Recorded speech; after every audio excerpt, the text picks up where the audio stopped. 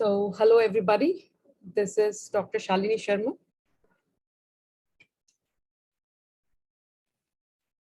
Good evening, Shalini. Good evening. Can I hear if Ms. Anupam Nidhi is here? Great to see you.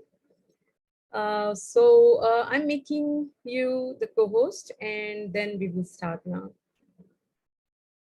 So all the speakers are now made as co-host and they can share and speak while the conference is on. And I will request all the speakers and the participants to kindly switch on your cameras for a few minutes, at least before we start.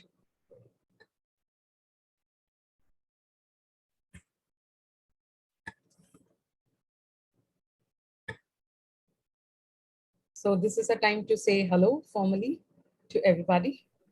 Hi, everyone. Hi, everybody.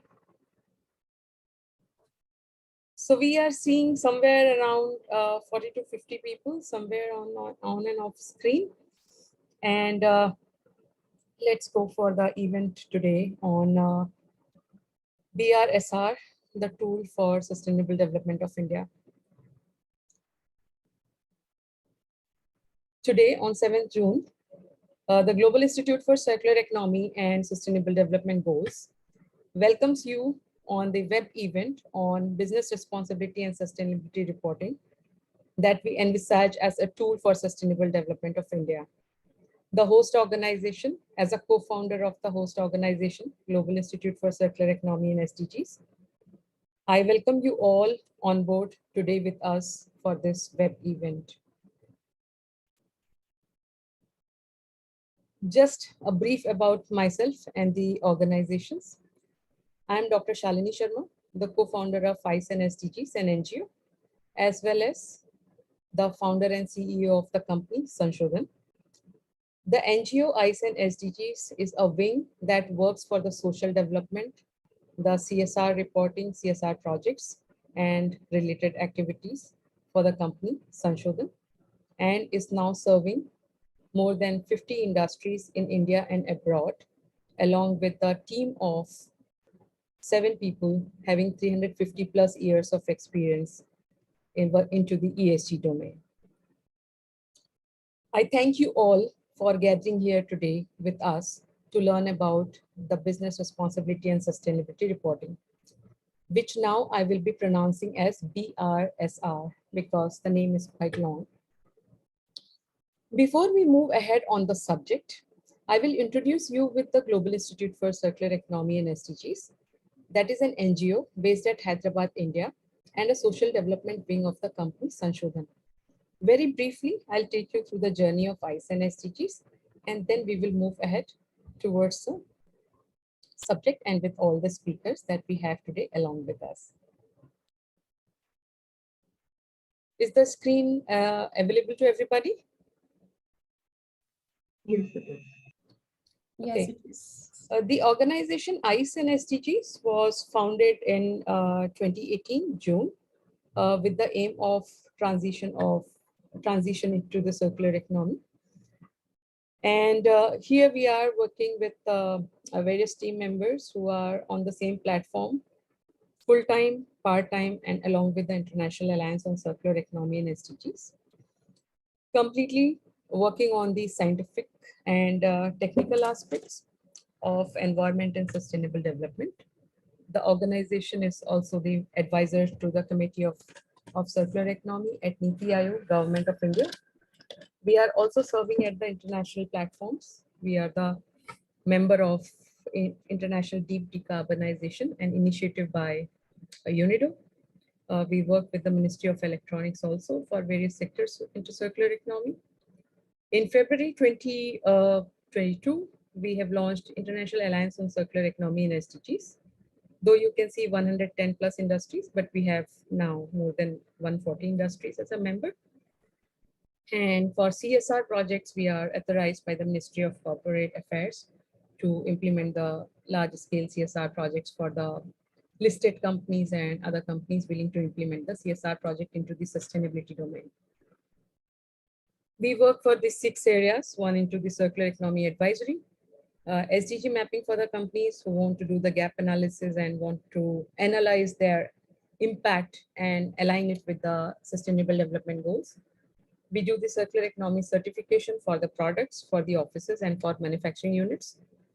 We have a YouTube channel that is Sustain, and it invites the sustainability leaders to talk about their sustainability plans and their future about their company, or it is about their region. We invite three types of leaders.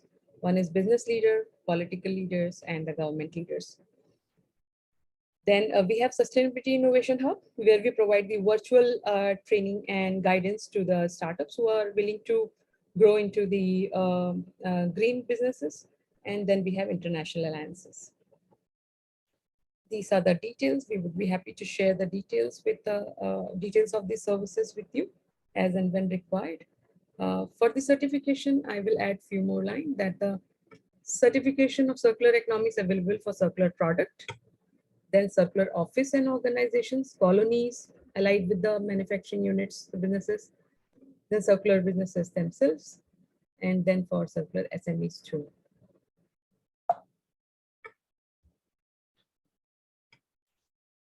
This is a bit about the YouTube channel.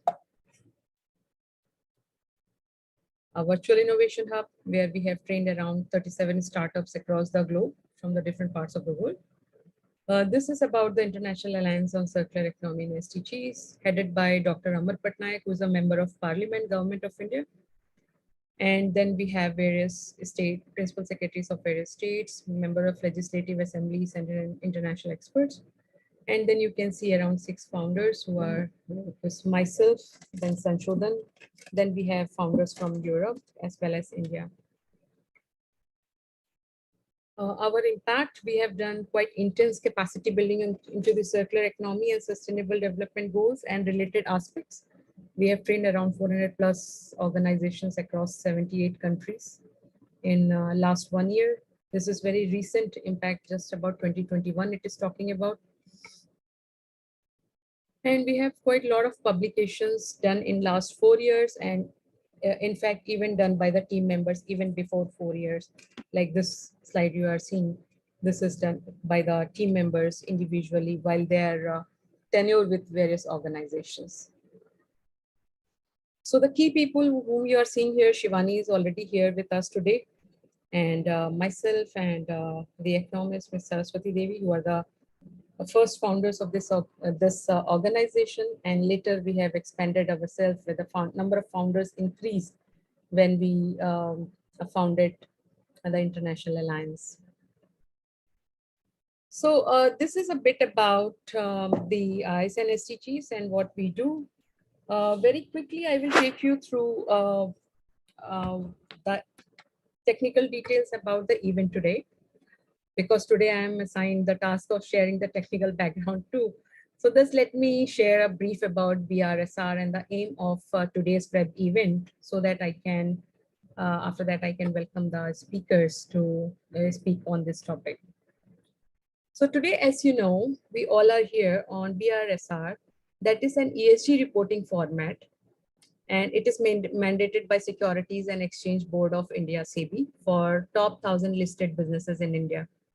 SEBI in May 2021 introduced the format of BRSR and the guidance note to enable the companies to interpret the scope of disclosures.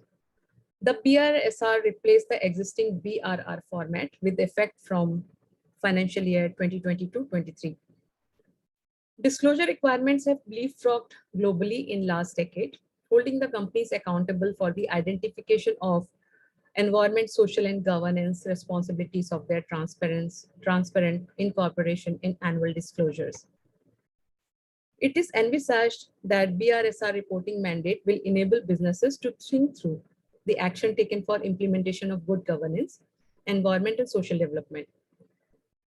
Our consortium, GICE and SDGs, Sanshodhan, the International Alliance on Circular Economy and SDGs, has planned to organize a series of awareness programs, at least one program every quarter, for the capacity building and awareness enhancement on BRSR. Apart from this, we are engaging in working with the listed companies for capacity building, training on circular economy, preparing the companies for BRSR reporting, enabling the listed companies for various audits that are needed by the company to emerge as a positive ESG performer, for the implementation of CSR project, for assessing the impact of the CSR project that they have done in past, the ESG impact assessment and reporting for the green investment, ISO 14001, SA 8000 preparation, etc., and for ESG reporting of the companies from various sectors like IT companies, the chemical companies, the water companies, the pharma companies, and all. With this, I once again welcome you all for the web event today on BRSR, a tool for sustainability reporting. So, I hereby welcome our speakers today. We are having our speakers, Ms. Anupam Nidhi from Hindustan Zinc Limited, Mr. Roman Kjotpik from Circle Slovakia, Ms. Ruhana Zariwala from Sipla, and then we have Dr. Kiran Somvanshi from The Economist, who are going to speak today on the topics that are given by them, and very, very interesting speech we will have at the end of the event that we are going to hear both the sides of ESG. So first of all, I take this opportunity to welcome Ms. Anupam Nidhi. I will provide a very brief introduction of all the speakers, and later you can ask few questions. I hope we will have some time for questions, but let us see as it goes. Ms. Anupam Nidhi, she is heading the corporate social responsibility at Hindustan Zinc Limited, a Vedanta group company. In her earlier stage, she had held leadership positions in CSR and played a pivotal role in corporate like Siemens India and Reliance Group. She has spearheaded a large number of multidimensional projects across India in both commercial and purely development domains, including in microfinance, project management, crisis management, employability, entrepreneurship, and environment. She has been recognized as a leader for her contribution in the sphere of CSR and sustainability at various platforms. She has also won the Indian CSR Women Leader by India CSR and awarded as Emerging Leader by ASCOCHAM India. She has been acknowledged as one of the most impactful CSR leaders both at the national and global level. I welcome Ms. Anupam Nidhi, and the floor is yours. Thanks, Shalini, and thanks for bringing us all together to discuss such a fundamental and critical subject on, as you rightly said, BRSR, but that's an advent to a new way of looking at how we would like to define our transparency and how we would like to feature ourselves as the Indian organizations across the globe and bring it under one unified spectrum. I also appreciate IC as well as SDG, the organization itself, and Sanshodhan to take on the elements of circular economy to corporates under the CSR or otherwise, and to the development sector organizations.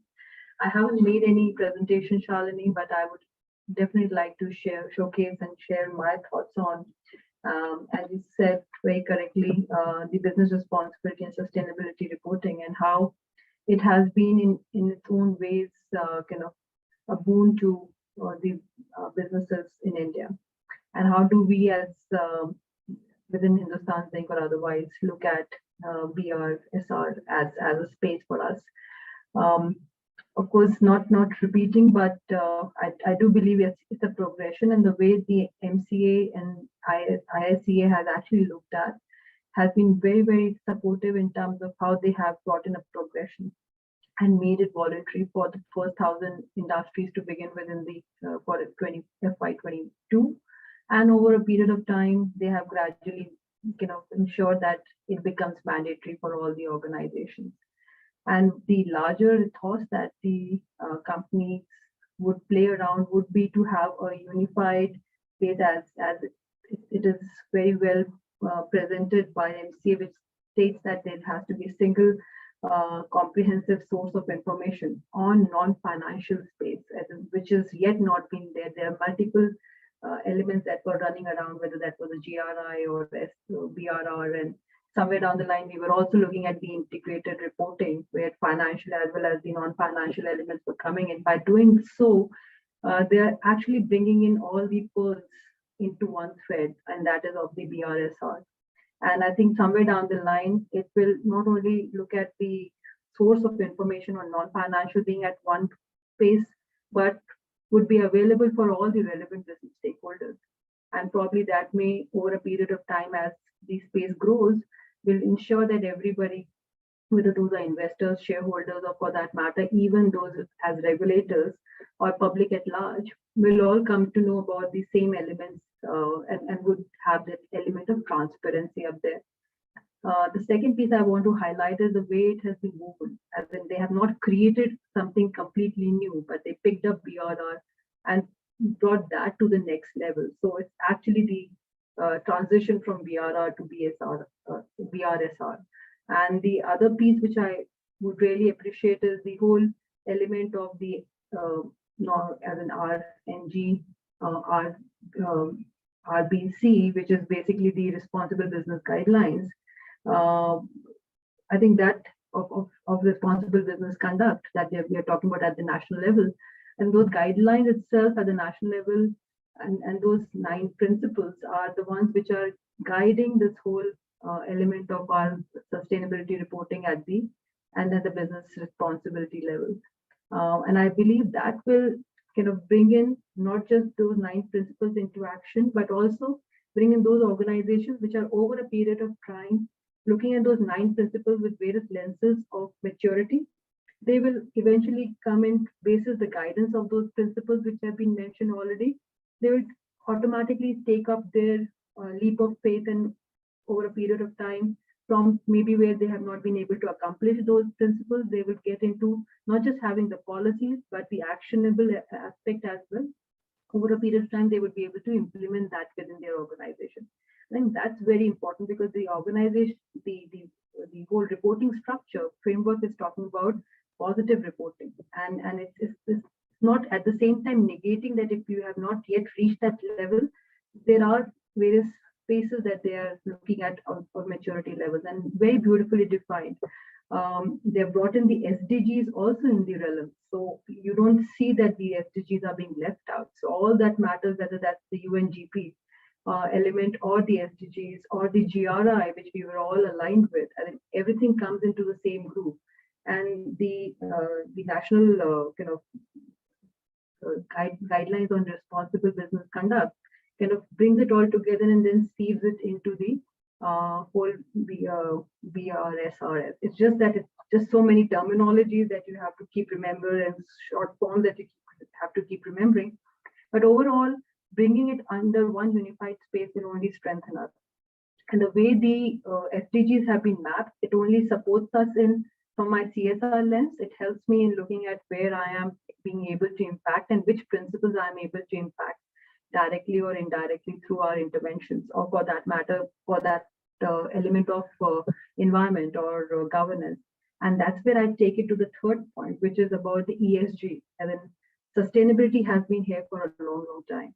But ESG is the latest phenomena, and everybody is talking about ESG, and everybody is talking about how they can weave into the ESG element and explore what are the potential the organization already has and where they probably need to work on as an organization, whether that's at the governance level or environmental social front. And I think somewhere this whole sustainable reporting part of it, BRSR, is actually bringing it all together. And the focus is not just on bringing in those policies alone, but the implementation and how you could initiate the whole element of sustenance of those efforts over a period of time, and which exactly is what ESG is talking about, a thought process which is sustainable, but how you are implementing it across your bandwidth. And if you really look at the 9 principles, they have very well looked at the governance space as well, as in whether that's about the grievances, whether that's about the risk the organization has, and they've very positively looked at whether it's a risk for you or an opportunity, and materiality element coming into big play, and how you respond to those risks, or for that matter, focus on timely disclosure. or stakeholder engagement. And I think that's very, very beautifully woven into the grievance aspect, apart from the typical subjects of anti-bribery, anti-corruption, and probably looking at conflict of interest and stuff like that. They have gone deeper into, and which BRR also was continuing with. But somewhere down the line, BRSR has been able to strengthen that up far more than what BRR was able to. And similarly is the case with the S and the E part of it also. And I think that's where the strength that this document gets would be far, far higher. What I also want to share here about is, which is my fifth point, is about the whole structure of the reporting, as in apart from the disclosures that we talk about, which were there in the BRR, the way they have structured is about the general information of disclosure, or for that matter, the management as well as and the process disclosure part of it. Or then comes in the principal part of it, which is they have let you play around with the essentials in terms of mandatory report on the essentials, but leadership as an organization, you can evolve yourself into it over a period of time and work on how you would. But yes, of course, when you come into the rating part of it later, then that will really matter, the scoring part of it. And so this is somewhere I believe there are huge elements of openness in the whole system and willingness to allow organizations to work around their journeys and decide how far they would like to go this year, the year after, and ensure sustenance of the efforts that they're trying to put on ground. And it's not just about the policies that you align with those, around the principles, have all the policies around, but then how are you translating those policies into actions, and also finally looking at how you not just action, but how you sustain those actions back and forth, and how you record those actions over a period of time. Ultimately, it's not reporting, but actions, as I mentioned earlier. So these are few points that I wanted to share here, and if there are further questions, I'll be happy to respond back to that. But these are few elements that I wanted to look at, Shalini, here. And the last piece that I wanted to speak on was it also will help us unify, get into one platform rather than a GRI or any other. And like yesterday we were discussing, these information and these database stay within our country, and it is led by an Indian entity, by a platform which is clearly made by the Indian organizations jointly. That's all from my side, and I completely look forward to seeing this becoming a huge success within the terrain of what we do and how we work around. Yes. Thank you, Shalini. Thank you, Ms. Anupam Nidhi. I think the churning has started, and many of the companies, they started preparing. Quite a lot of intense work is being done on the background, for not just for the reporting, but I think the companies are taking initiative. Only it's a matter of attention, and generally the standard formats, they bring the attention of either it is a people or it is business. They bring the attention to the particular point that, okay, the action is required particularly on this, because everybody cannot be the expert on every subject. So, and ESG itself is having three verticals: it's environment, it's social, then it's governance. And the experts of different verticals are really required to put everything together. So that's, I think the businesses are gearing up to do this. And it allows you to self-evaluate where you are on these three parameters clearly. Yeah, right. Thank you. Thank you.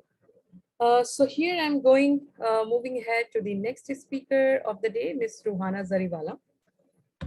Ms. Ruhana Zariwala is the global head of sustainability domain at Cipla. That's a pharma company. She's an engineer with a significant experience in the field of the environment and sustainability domain. A participant in industry, she participates quite a lot into the industry, leading technical working groups, industry body meetings, etc. regularly. She's well versed with the various IT tools and leads the large-scale sustainability initiatives at Cipla. So the floor is yours, Ms. Ruhana Zariwala. Thank you, Ms. Shalini, and good background set by you and Ms. Anupama on BRSR. I've put my thoughts on BRSR with respect to, in few slides.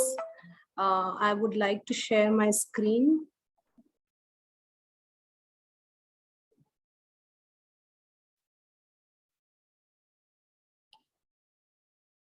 Let me know if it's my screen is visible.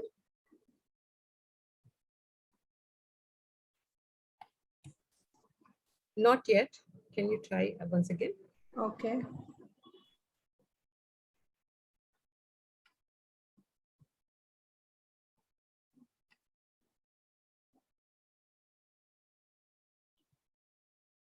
Is it visible now? Yes, that's looking fine. Yeah. Yes, it is. Rohana, if you could put it on the presentation mode, it would be easier. Yes, I'll do that. Yeah, so I've quickly tried to, include the aspects of the BRSR. What is BRSR? Why it is mandated and why it is needed, and what changes have come from BRR to BRSR. So we'll go through that. So when we look at this slide, this is the top 10 global risks published by World Economic Forum survey in 2021-22. What we can see here is, the 5 risks. They are from the top 10 risks. 5 risks are with respect to environment. 3 are with respect to society. So we see clear that it is evident that, action towards ESG is becoming the need of the hour. Yeah. My next slide, it shows, different ESG rating agencies, and there are different ESG disclosure frameworks.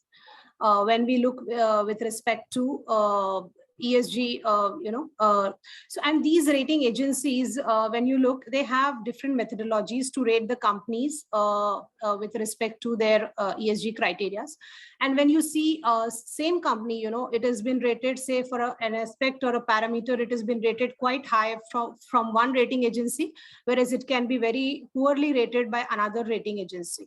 So there is a gap which is happening. So at the same time, there are a lot of disclosures, and each company is, adopting to different disclosures of reporting. So this is creating a lot of confusions. So in order to bring kind of standardization, what we had seen earlier this year, that the 5 global organizations, which is CDP, CDSB, GRI, IIRC and SASB, they had come together, and to have a comprehensive corporate reporting. And these are the organizations, for whose framework has been widely adopted by the companies to report on their sustainability journey. Later this year, we had also seen that IIRC and SASB have announced their intent to merge and take a step forward and merge and come with a single corporate reporting system. Yeah. So looking at these standardizations, SEBI has also come up for the Indian companies, to bring these standardizations in reporting disclosure frameworks. SEBI has mandated this BRSR with that intent for the Indian companies to comprehensively report and also be at par with other international frameworks, which is widely accepted.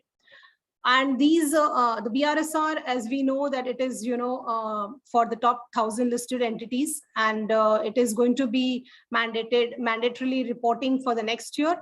However, for this FY also, voluntary, the companies are reporting on it, so that, they are in preparedness for the next year's mandatory report. So what is BRSR is basically, it contains the disclosures that the companies are required to make for the responsible business practices. It will provide companies an opportunity to communicate in an open way to its stakeholders.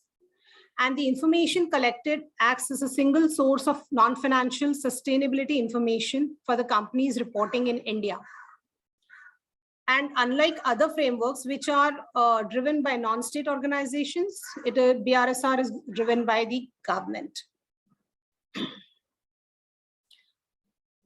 So the questionnaire developed by the committee, it is in the filing formats in the form of a questionnaire through which the companies seeks to collect the information. And these questions are self-explanatory. Also, a guidance note has been provided for the companies to interpret the scope of the questions. It is in consistency with the Companies Act 2013. And it also gives a flexibility for the companies that they can cross-reference their information, whether they are reporting in their SR or IR, and need not disclose this information twice in the annual report. For the BRSR, we know that there are two versions of the BRSR. One is the comprehensive format and the other one is the light version. The comprehensive format is for the 1,000 listed entities that they have to mandatorily report on that. Whereas the MSMEs, SEBI also encourages MSMEs, and other unlisted companies, if they want to start their reporting journey on ESG and track where they are placed on this journey, they can start up with the light version and they can also adopt the comprehensive format later on. So what is the need for BRSR? We have seen that there are a number of voluntary disclosures, and it requires a kind of standardization is required for at least the Indian companies so that they can report on their ESG performance, and there has to be some benchmarking on that. Also, there are a number of ESG rating agencies. So evaluating the companies on the same parameter can be very different. SEBI is also proposing that it might come up with BRSR Sustainability Index, where it will rate the companies on their BRSR report in future. And then BRR was asking a limited information. It was a disclosure based. It was not more of quantifiable approach, but now with BRSR, it has become a more of quantifiable approach. Also, the assurance, there was no requirement of assurance of data in the BRR, whereas for BRSR, assurance is required, at least on the environment-related parameters. And it was not possible, to mandate IR for the 1,000 listed companies, looking at the exhaustive format. And BRSR also asked for the 2 years data trend. So even though the companies, if they decide that they want to go for next year mandatory reporting, they need to be prepared for this year's data, because ultimately they have to give a 2 years data trend in the report. The key ESG elements of BRSR, when we see from the ESG aspects, the environment, the focus is on energy, emissions, sustainable sourcing, life cycle assessments, and EPR. And EPR and LCA, the focus has been increased. EPR is a new thing which was not there in the BRR format. When we look at the social related aspects, focus is given on employee well-being, training, human rights, social impact assessment, health and safety indicators. A lot of parameters have been added in these health and safety indicators. Then the governance aspect, we look at anti-corruption, anti-bribery practice, stakeholder engagement, remuneration policies, and many more. These are some key aspects which I have, key areas where the focus is more, which I have listed down. When we look at the format of BRSR, so disclosures is under again the three sections, section A, B, and C. More or less it was there in BRR as well, but now it has become more exhaustive.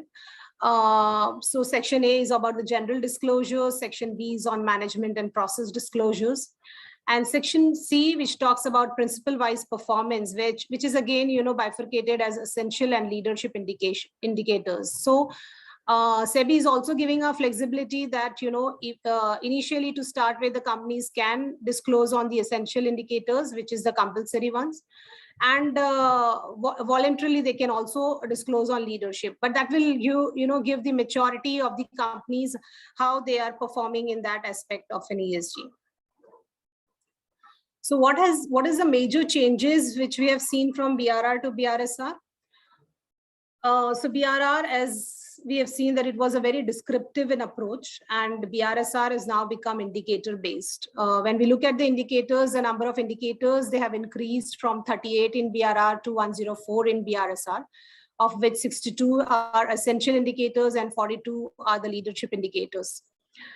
In the leadership indicators, when we talk about, it is talking more about the ecosystem that includes all your suppliers, customers, products, and the entire value chain. So every aspect is now talking about in the leadership indicators, talking about the value chain.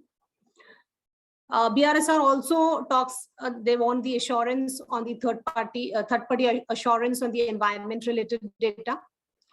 And BRSR is based on the national guidelines of responsible business conduct, and it also is linking every principle with the SDGs.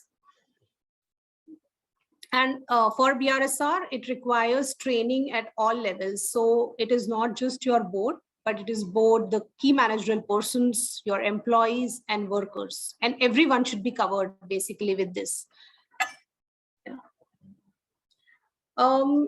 To give more detail, what is been there in each section. So section A, it is about the general disclosures. It is about products and services, operations, employee details, grievances, turnover and CSR spend, etc., where the companies disclose on this information.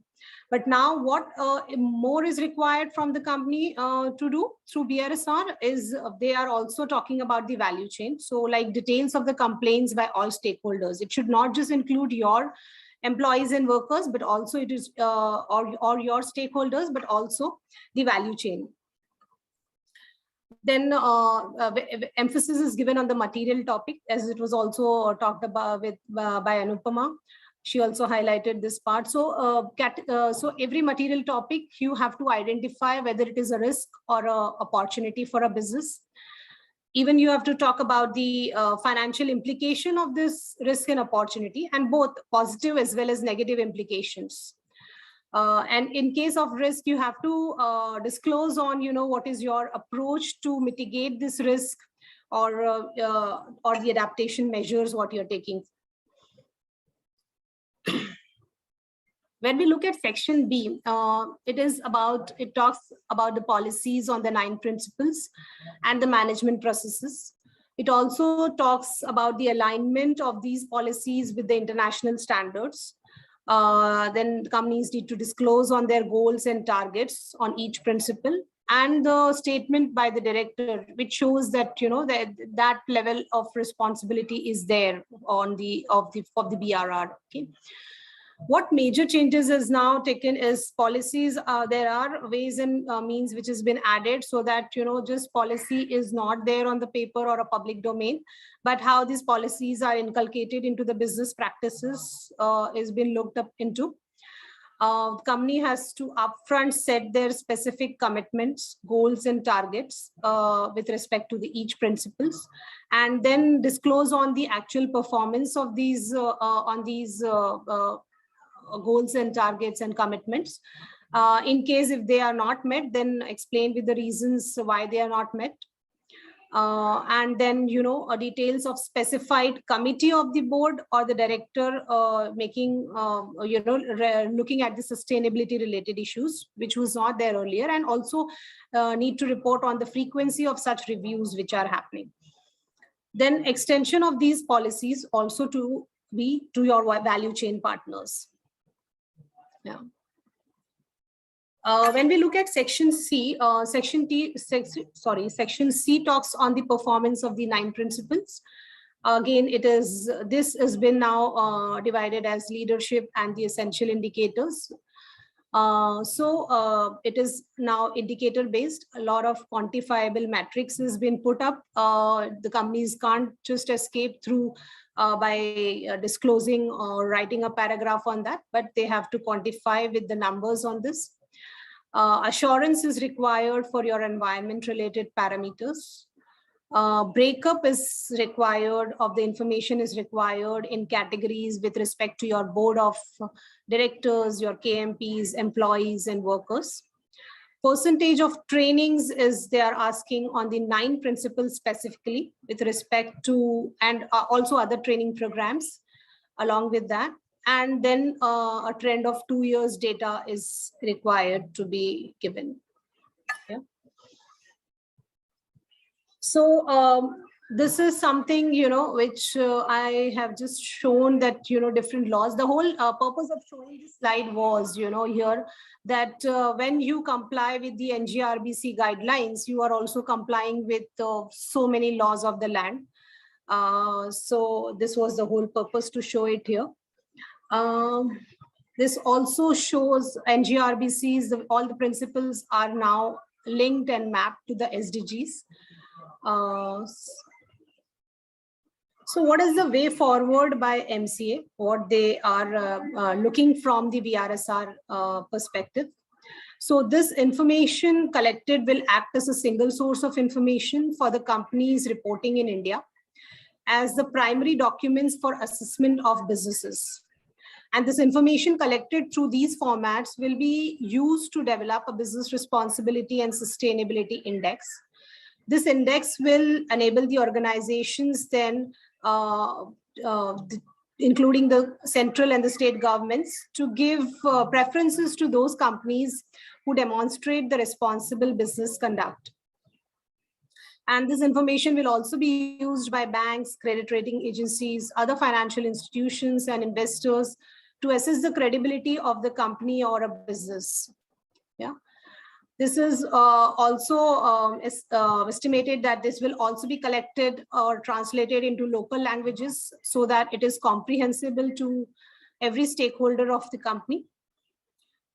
And since this BRSR format is right now applicable to all sectors, so sector-specific BRSR formats is something which may be developed so that the environmental and the social part is, can be assessed in depth. Yeah. So thank you very much for listening. And I'm open to questions, anything which I have not covered or missed, or you want to know more about BRSR, I'm open to those questions. Thank you. Thank you, Ms. Ruhana Zariwala. This is quite a detailed presentation. I think everybody is now on the same platform of understanding that what exactly it is and what we are talking about. I can see some of the questions here. BRSR required companies to conduct LCA. What are acceptable methodologies for LCA? Can you throw some light on this aspect, please?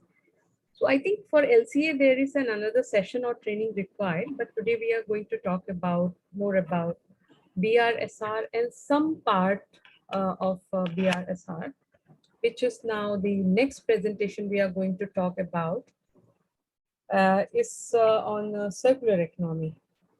So thank you, Ms. Ruhana. We will get back to you once we have the questions. And I think we will open the floor for 5 to 10 minutes at the end of the session for Q&A so that you can keep your questions ready or keep posting your questions into the chat box. There are few people asking about the presentation. I am sorry, we will not be able to provide the presentations. But for sure, this recording will be available on the YouTube channel of GICE&SDGs. So you can subscribe to the YouTube channel, and we do need to take permissions from the speaker before making this presentation as an open source information available to all. So for sure, please don't expect right away for the video presentation, but of course, we will ask it from the speakers and make the information available if required. Now moving on to the third speaker of the day, Mr. Roman Kjokvik. He has joined us from Slovakia, the part in Europe, and I think it's morning over there. Thank you for joining Roman in this morning today. A brief introduction about Mr. Roman is that as a country manager of Circle, the company in Slovakia, their company serves around 1,000 of the businesses in for recycling and circular economy. Generally, he likes solving environmental issues from the global and strategic point of view. He's interested to spread all the effective solutions beyond the borders. And that's the main reason he added global expansion management to his work task. He likes to swim, snowboard, and play squash. And I welcome Mr. Roman Kotwik for this session today. Just to put the focus on, what we are going to do here is that he's going to present a part of BRSR reporting, that there is something like circular economy. And now the Indian businesses also need to look into the circular economy. So though we are here in India, we are bringing the best technologies and collaborations also in India on circular economy. So Circle is one of the company who is working on these solutions. So he will be presenting on a case on circular economy and how you can use it, or the similar solutions you can use it for your company. You can look into what he's going to present on. So the floor is yours, Roman. Thank you so much for the introduction and for the invitation. I will share my screen and I hope you can all see it. Yes, it is visible. Yeah. Yes, okay, thank you. So once again, my name is Roman Gdoviak and I come from Slovakia and from company Circle. I started in this startup as country manager for Slovakia, but lately I also became expansion manager, where I am part of expanding globally. So for what I'm going to present to you today, for now we are mostly active in Europe, now in all of Europe, but for later this year and next year, we want to expand globally to America, to Asia, to Africa, and pretty much everywhere in the world, as our goal is to become really the biggest global waste to resource marketplace. So as you can imagine, we are focusing on waste, secondary materials, green sourcing, emission saving, and everything relating waste and circular economy. So as it was introduced a couple of minutes ago, my presentation is going to be about the E part of ESG, and really from the practice, from what we do, how we help companies to solve their environmental issues, what indicators do we use, how they can improve it, how we connect the environmental part of the waste to economic part of the waste, because we learned that companies listen to everything that's related to finances, which is understandable, but also goes hand in hand with the increasing prices of waste materials lately. Okay, so to start it all, we started a Circle in 2019 as a startup that group of young people. We decided that the waste management market, especially in Europe, as we see now, is not efficient enough, and we wanted to disrupt it to really show the companies that they can handle waste materials in different ways. We are so far successful in this, and more than 14,000 companies from Europe joined us on this mission on becoming the biggest global marketplace for waste. And our one goal is very simple, and we want to show that waste can be a resource, that it can be a material used in circularity and doesn't have to end up on the landfill, as it is still often happening in many cases, where the material can be very easily recycled, but it's not, and can stay in the cycle, but it's not. So we see what is the problem. The problem is easy. The waste is everywhere. Each year there is more waste. We are drowning in it globally. And most of the companies still cannot find the value that they can release from it. The market in most countries is non-efficient, it's non-transparent. And in multiple countries, and I see it myself in here as well, there are a couple of countries, couple of companies, waste companies, providing the services in waste, and they have great business from it. So they are often not even trying to find better solutions for it, because from the business point of view, it is what works for them. And based on that, a huge amount of materials is extracted every year. A lot of them are being wasted, in the worst case scenario, ending up on the landfill. What is positive in my eyes is the rapid growth of prices. of materials. We work with it every day on our marketplace. So I see that metals, wood, cardboard, clean foils, LDPE foils, it's all rising a lot in prices. So the primary materials are more hard to get because they are more expensive. So a lot of companies are now looking for solutions in secondary materials, in green sourcing, because they simply have to, not just maybe from the pressure from what we have seen here today from the environmental indicators, but also the financial indicators are showing them that the secondary materials and green sourcing is well worth it. And a lot of, if you look at the expectations, what is expected from the global waste management market, it's expected to grow a lot. And as I know, especially in Europe, we have a lot of EU level legislation as Green Deal and others coming into force in many countries.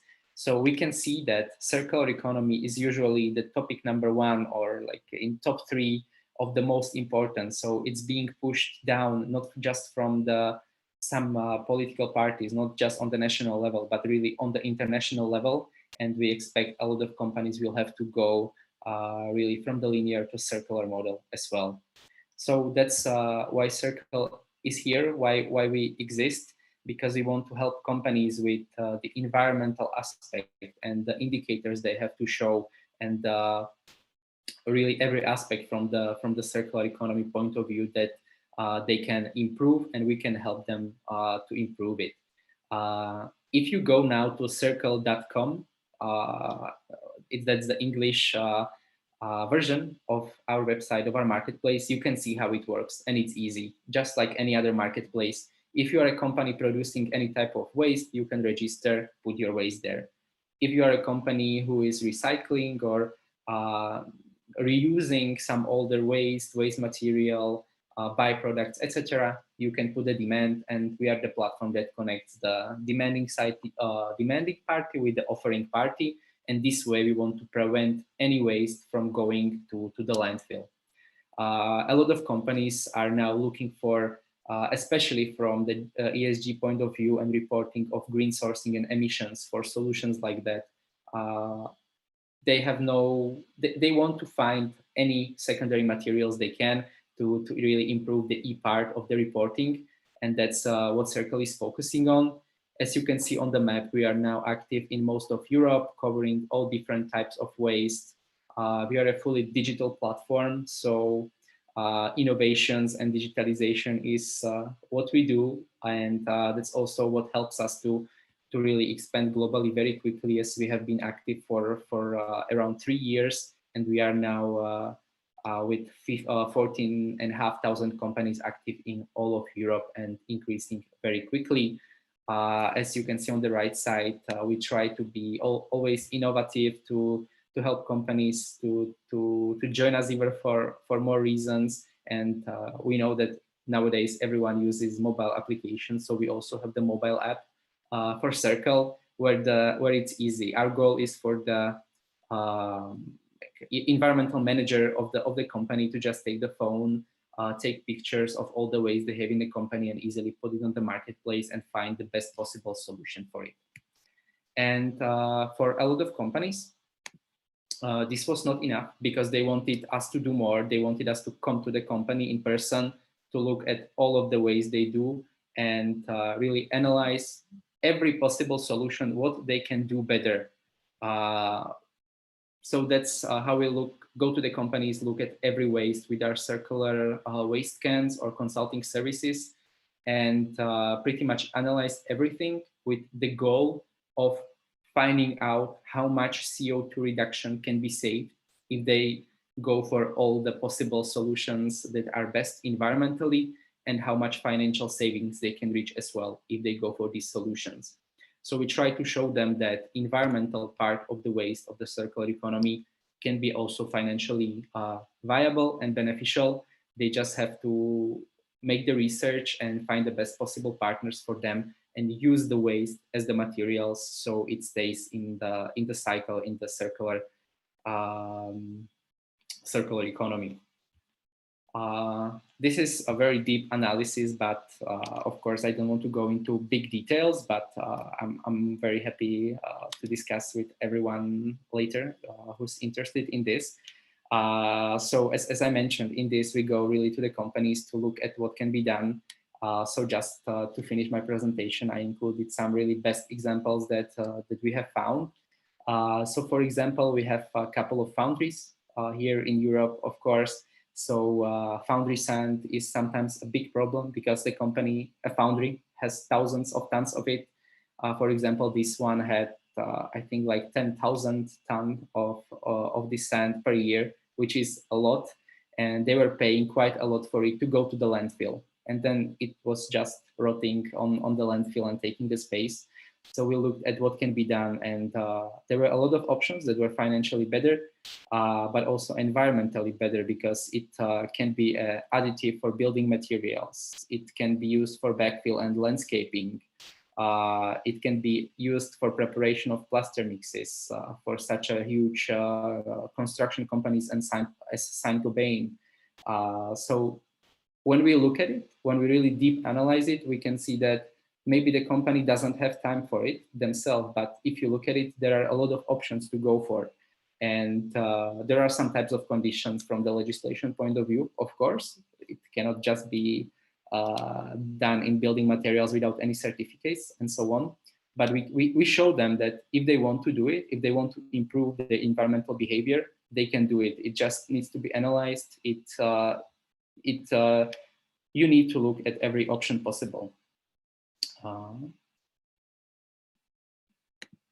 Yeah, the other example were the fiber cement boards that were also going to the landfill, but it's a pretty nice, clean material. And this was very quick analysis when we found ways, logistic ways, how it could be reused in production. Actually, we have companies, partners who can use it as a mixture for cement, concrete, and other building materials, which is pretty easy.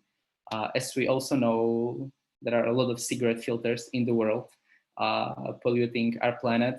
And we had one company, Philip Morris, a big European company, who was looking what they can do better. How can they be using the waste cigarette filters? And we also, after some analysis, found out that there are multiple ways what they can do. It can also be used in recycled and then used as additive in asphalt, in building the highways, the roads. It can be used in construction for blown insulation, as we have a partner Enroll and others who are also looking for other secondary material to use for the production. We have a company, let's say more for like cultural things. They use it as the inside of benches as ashtrays. So it's a very innovative way when the company can actually use the cigarette filters of their employees to make bench outside of the companies to sit on. So we try to also be very find a lot of innovative ways that maybe nobody else thought of before. And then I think this is my last example. It's paper barrels, big bags, materials that pretty much every production company produces. And with just some samples and certifications, it can be very easily reused for many other purposes. This is pretty much types of materials that are traded on the marketplace daily and finding new ways to be used and to serve its purpose. Yes, so of course, 10 to 15 minutes is never enough. So if you have any waste-related questions about our expansion, about our marketplace, about our projects, or just any simple waste problem that you have on your mind in your company, feel free to contact me on any of these ways, for example, on LinkedIn, and I will be very happy to talk to you about it. Thank you.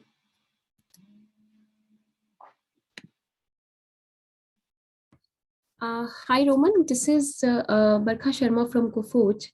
And I just need to know that, do you have any, like the examples which you just set across in front of all of us, do you have any examples for the IT companies who are in IT space and they have as a product or things which can be considered as a waste over a period of time, which is like maybe laptops or only IT related things. Is there anything which you can just demonstrate here as an example, how that particular waste can be reutilized or things like that? If you can throw some light on that. Mm-hmm. Yeah, so it also depends pretty much on the country and what type of like processors are there. For example, in Slovakia, we have actually a very nice example of what we do. We have a partner that is working with social enterprises with health disabled people, and they are actually collecting old laptops from all of our partners who produce it, from IT companies, from accounting companies, and then they are like erasing the data and everything related to it, and then they are providing the laptops for like a very small prices to socially disadvantaged people, so they can be used further. You have your microphone off. Yeah, it has a life, like laptops have a life beyond which it cannot be used. So I just wanted to know that after that particular, even if they are reused or reformatted, after that what happens at the towards the end of the life of a laptop, how that waste material can be utilized. I'm talking right now from India perspective, because we have operations in India. It is also extended to we are a global company, so we have operations in many countries. But just wanted to know about, I mean, if is there any other way out also which is there other than scrap and reformatting and reusing that.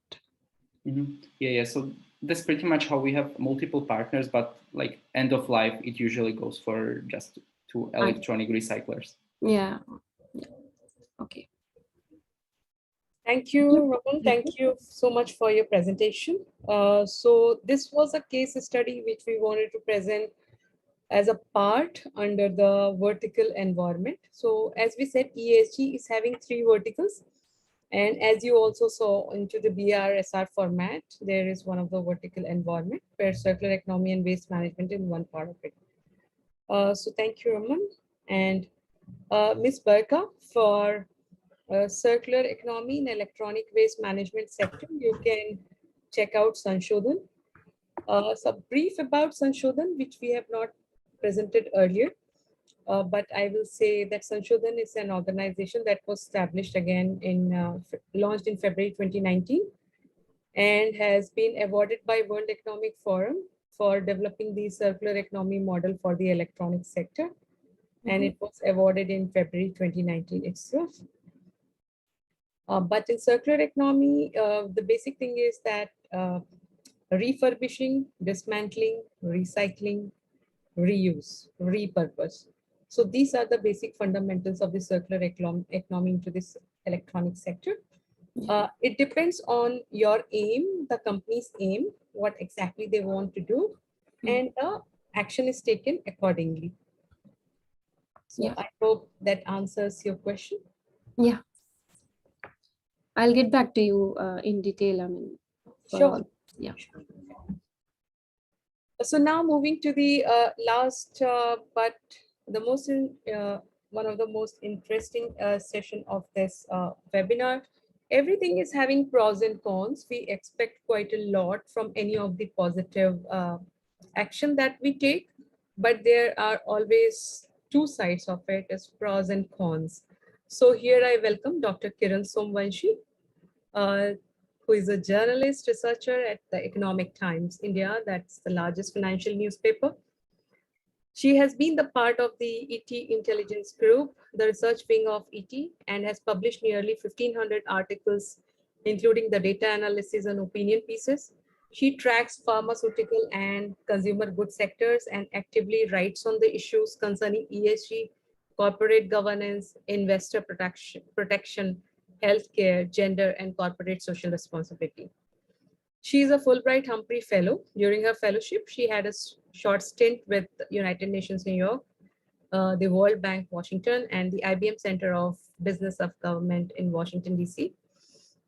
She is also a Chevening Scholar, and that's a platform where we met, because as a Chevening Scholar and she being on the same platform, I requested her to join us today as a speaker. And as a evening scholar, she also did a short stint with the Financial Times, where she wrote for Lex the agendas, stating the column of the daily. Kiran is a public speaker on the business and journalism topics. I welcome Dr. Kiran Somvashi for the session today. The floor is yours, Kiran. Thank you, Shalini. I hope I'm audible clearly. Yes, you are. Yeah. Okay. I'll just share a screen. Basically, yeah, the context of today's talk. Basically, Shalini saw this piece on the weekend that I wrote, and she reached out to me. So it fits well in the today's discussion, because as Shalini pointed out, when you have one aspect to it, there is always the other side of the coin, and the other side of the coin is now emerging more so at a global level. We have seen the advantages of ESG. The world has completely kind of got enthralled with ESG. ESG investing is a big thing. So now those loopholes are kind of emerging, that okay, this theory also has its problems and they need to be addressed. So the piece that I wrote was basically a culmination of the recent trends that we see, and global trends actually, and how they kind of punch holes in this whole theory of ESG. So while ESG is important, in environmental, social, and governance, it was three important pillars were brought together, and companies were assessed on ESG parameters. This assessment has some flaws in it, some issues in it, and this piece basically kind of throws light on those flaws. So broadly, if I have to, I also, yeah, I don't know whether you can see this. Can you see the this screen? Five global developments that punch holes in the ESG theory. So basically, it's just we can see only the previous screen, that can ESG pass the bullshit. Oh, okay, no problem.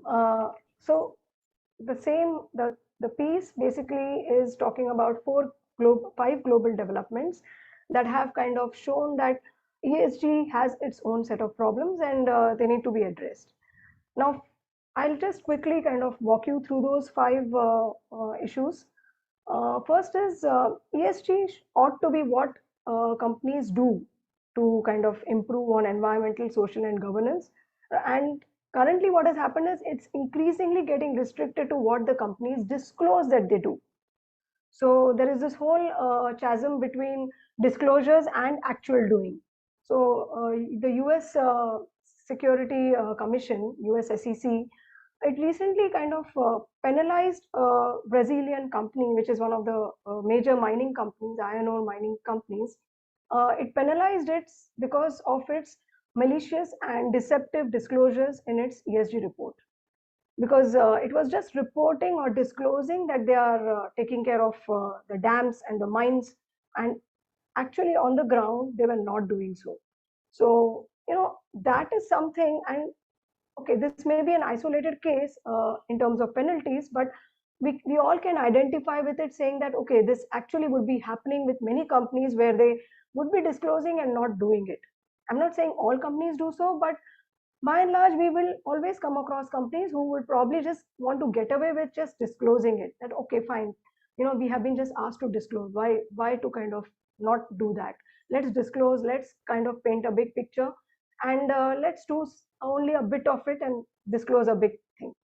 So that kind of chasm is increasingly being developed, and the problem is all your ESG ratings and all your ESG norms and all your ESG investing that happens in your company is depending on the disclosures.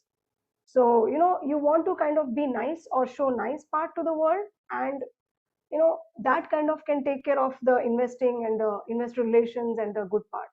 So what exactly ESG should be? It should permeate inside to the company level and to the ground level, and that is being one point of criticism that ESG is facing, that it should not be only restricted to disclosures. Like we are talking about BRSR, and it's a good move by SEBI to kind of increase and have a comprehensive level of disclosures, but who is going to check at the other end whether those disclosures are exactly right or not, or whether they are actually disclosing what is genuinely happening behind the scene?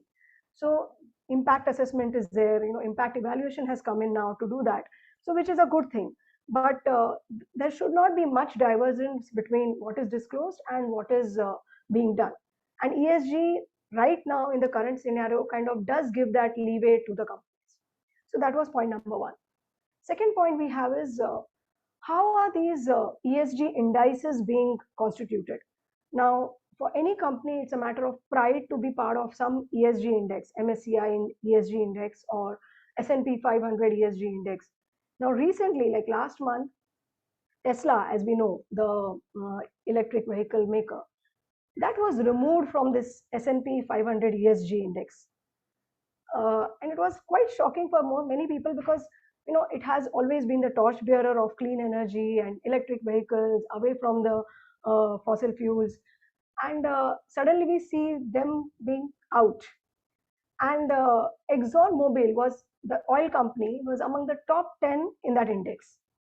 So, immediately the criticism started that how is this index being constituted so as to kick out a clean energy component company and keep a oil gas company. So a lot of debate got sparked. It also made Elon Musk talk about ESG is just sham, so or it's a scam. So again, and many of his supporters did kind of ride on that. So when you have something like these, so it just clearly shows that there is no clear benchmark or a universal way of knowing that what is ESG and what, where do you kind of qualify being a ESG player and what makes you disqualified. So it so happens that Tesla was removed out of the index because of the S and G part, and even though they have a good E part. So, so again, so it's a very tricky thing that what will shine out of the ESG for you as a company and what will qualify for your entry or exit in a particular index is so very confusing, or rather not very clear or not very universal. So that is another problem right now with the way ESG, and today you see almost every ESG indices are like dime a dozen. So almost every big top-notch rating company would have its own ESG index or ESG rating or ESG ranking. But the problem with this is that there is no universality of methodology being followed. Like what is important for one rating agency may not be important or may not be even figuring in the ESG index of some other agency. So that is the other problem. Third one is this whole anti-ESG sentiment getting growing at a global level. So be it politicians or business leaders, they are being vocal about these problems of ESG. Earlier, before COVID or during the COVID or ramp up to COVID, we saw the whole ESG theory gaining popularity, and now we are seeing that the critics are being vocal and they are kind of gaining popularity. So it's like a moment of test for ESG theory, that if it has to survive, it has to kind of get validated through these criticisms. That how good these criticisms kind of are able to improve the way ESG is, I think will decide the future of ESG investing and ESG theory. So you have politicians and you have business leaders talking about, ESG is not what it should be. It is becoming increasingly a corporate cancel culture. It is increasingly becoming a negativity theory where, you are just talking about which companies to exclude. And, it's not exactly helping companies right at the ground level to improve things. It's more of the show part. So some criticism is valid, some is invalid, as it depends on how you read it. But definitely the criticism is there and it's quite vocal, and it's not from some small people, Tom, Dick, Harry. It's from some influential people. So obviously it makes news, it makes waves, and it also forces people to kind of look at it critically. So that is another thing which is happening. Fourth is increasing regulatory scrutiny. So obviously when money comes in, when so many mutual funds talk about ESG funds being launched, institutional investors talking about ESG investing, responsible investing, regulators like SEBI or the US SEC, they have to start thinking, or they have to start scrutinizing that okay, while this company or this fund manager has launched this kind of fund, is it really an ESG fund? Because even in the fund management aspect, you are having so many ESG funds cropping up. They will be only investing 5% of their AUM, assets under management, in ESGs, and the rest 95% will be in something else, and still the fund name would be so and so ESG fund. So how good or correct is that, where you are just kind of using ESG to just kind of greening your portfolio or greening your fund or attracting the right kind of investors? So that is being increasingly scrutinized, that when you call something as ESG fund or a ESG bond or a ESG equity or a ESG stock, how much ESG is there in your ESG fund? So it's like, how green is your garden? So that is something which is happening regularly. Like soon we will have SEBI also coming out. They are talking about coming out with some guidelines about understanding ESG. Same thing is happening at a US SEC level, where they are talking about proposals where they will want to kind of let these fund managers disclose much more than what they are currently disclosing. If they are calling anything ESG, if they are talking about ESG investment, how much proportion of their funds have to be necessarily in ESG companies? What is an ESG company for that matter? So I think increasingly when big money comes in, obviously the law catches up sooner or later. So that is going to happen soon. And the last part is, of course, inadequate research on ESG. Like ESG suddenly came into the world of investing, and I don't think so the world got around to kind of have the time to kind of research the concept well. I'm talking about an opinion piece here in this article. I'm talking about a opinion piece which was released last month, and it was a very funny. It was a very provoking name: bullshit in the sustainability and transition literature. So here, this author, the McKinsey person, Julian Kersher, he has argued that up to 50% of the articles that are now being published in many of these journals can be categorized as scholarly bullshit, because they don't necessarily talk about ESG. They are just ranting, they are becoming jargonized, and they are very much away from what is happening at the ground. So this whole the whole glamorization of ESG has this pitfall that a lot of crap has kind of also come in by under the umbrella of ESG. So so the pureness of ESG gets tarnished when something like these comes up. So you have boring scholarships, you have literature review of literature review, you have recycled research, you have these whole jargons which have come in, and activism, too much of activism without kind of being aware of the ground reality. So all this has also crept into the research, and research is what kind of gives the companies and the overall industry the future ideas. So if that research is not very healthy or not very solid, then obviously the ideas coming out of those research and being implemented in practical world will not be obviously solid also. So that is something again which is being raised, that the research on ESG is also inadequate. It needs to be more rigorous, it needs to be more solid for companies to kind of base their actions on that research. So by and large, like, these are the kind of global developments that have happened, and you will continue to see them. Like, these are not that something that have happened. I feel that these are the 5 aspects you will see more so in this coming years as ESG gained importance, as companies are being asked to disclose. They will also be monitored about how well they disclose and how much those disclosures are true. And we may feel that the penalty has been in the US, but in today's globalized world, when many Indian companies are also listed on global bourses or US American bourses, we really are not very much away from feeling that heat of that scrutiny. So I think it's important aspect to note when companies are looking at theorizing or building their ESG structures. It is very important that they make them genuine, they make them robust, and and not only companies, like outside the ecosystem of ESG, the funds, the rating agencies, the government, the regulators all need to kind of come on some common platform of what exactly is ESG. If a tobacco company has a high ESG rating, then why not other companies which are into clean energy? So I think a lot of questions will ask. And today the world is so open, and because thanks to social media, anyone and everyone can raise an important question, and that can kind of create a national or international debate. So today it's very easy to kind of, when you have a theory, there are enough people to kind of dispute that theory and present an equally solid argument on the opposite side. So I think that's my 2 bits on this. Thank you, Kiran. Thank you so much for providing these insights. For sure, there are a lot of things that need to be asked and discussed before reaching to any conclusion for this. May I request you to stop sharing the screen? So Yeah, I'm wondering how I can do that. Somehow I've lost.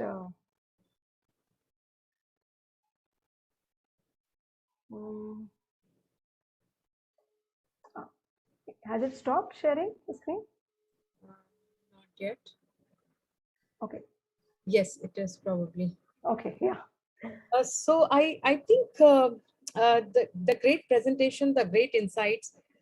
Few points I would like to add to it. Probably you would like to publish on that later. But what I think here as an environment and social development expert is that if you see there are 3 pillars: environment, social, and governance.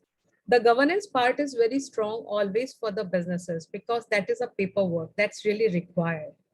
So they do everything that is there that need to be done for recognition of the business to continue. The vulnerable part of ESG is environment and social development. In social development, there are a lot of companies running the CSR projects, but there has been long time that there was a 2% of the profit should be invested for the social development as a CSR project or whatsoever. But there was no accountability or there was no monitoring that how that 2% is really spent and what is the outcome or what is the impact created by that 2%. And then third pillar about the environment. Environment has always been seen as a free commodity. With the water, whatever the companies are using, it's thought as a free commodity. The emissions going into the air, they are thought as a free commodity. There are a lot and lot of companies, they have always been some companies, they are not having even the basic things like electrostatic precipitator in the place to capture their carbon ashes before throwing it out into the atmosphere. So I'm talking about the small investment can really prevent large issues like climate change happening.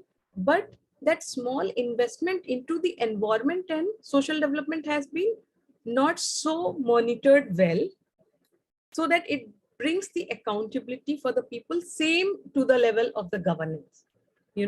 I think that is something that is now steering and the companies are trying to look into.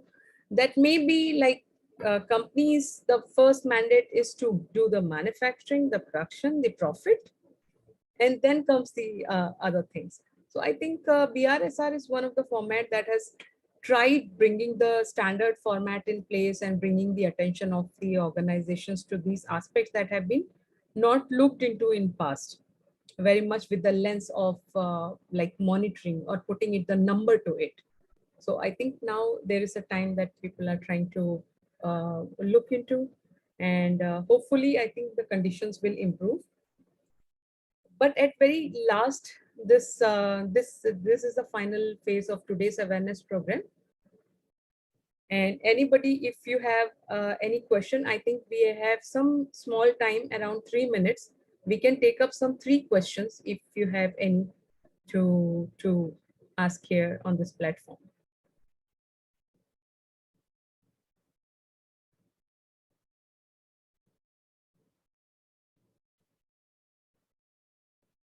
So it seems there are no questions as such.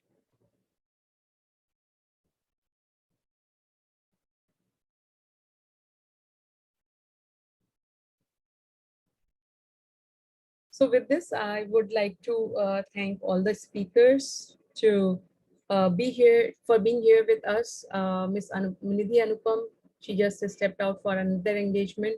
Thank you so much. Ms. Ruhana Zariwala, thank you for being with us and providing your time and the great insights. Mr. Roman Yortvik, Thank you for being with us, and for sure, the solutions you provided are the solutions you designed are really, really useful for the businesses. And thank you, Dr. Kiran Somvanshi, for being with us today and providing the great insights into the ESG domain. And Thank you. lastly, anything, Kiran? I said thank you. And thank you all the participants for being with us. With this, I think we close this webinar today. And please feel free to get in touch with us. In the chat box, there is an email ID. And keep connected, stay safe, have a good evening. Bye-bye. Thank you. Bye. Bye. Thank you. Bye.